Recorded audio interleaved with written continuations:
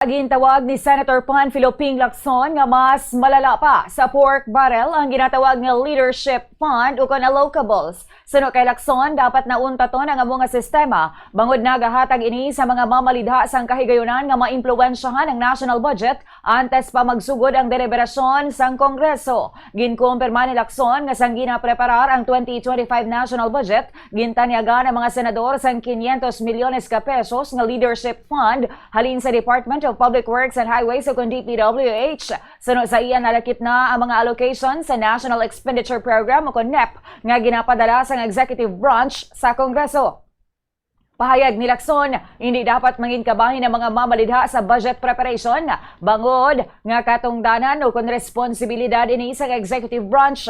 Sunod sa iya, dapat sa authorization phase pa lamang magamit sa mga senador kag kongresista ang ilang authority kung sa diin ginadiskusyonan kag ginadugangan o kung ginapaayos ang Kongreso ang ginaproponer nga pondo. Nagpaandam si Lacson nga kung may nakatalana na nga pondo para sa mga mamalidha antes pa magsugod ang deliberasyon, mahimo ini ikumparar sa bago nga bersyon sang pork barrel system.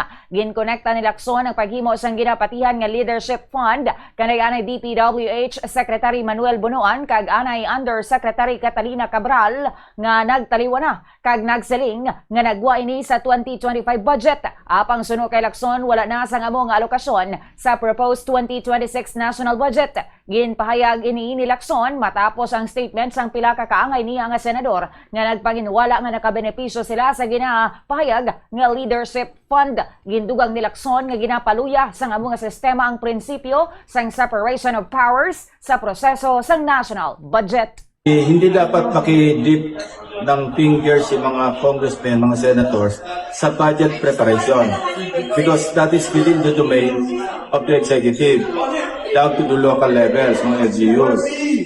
Dapat walang pakialam. Ang pakialam ng congressmen and senators doon sa tinatawag na authorization phase, meaning legislation. Doon pwede mag-amend, aka insertion. Kasi kung doon pa lang sa NEP, naka-insert ka, parang ito yung parang sabihin na natin, ito yung descendant ng pork barrel, which was outlawed way back in 2014, di ba? Outlawed na yan declared unconstitutional.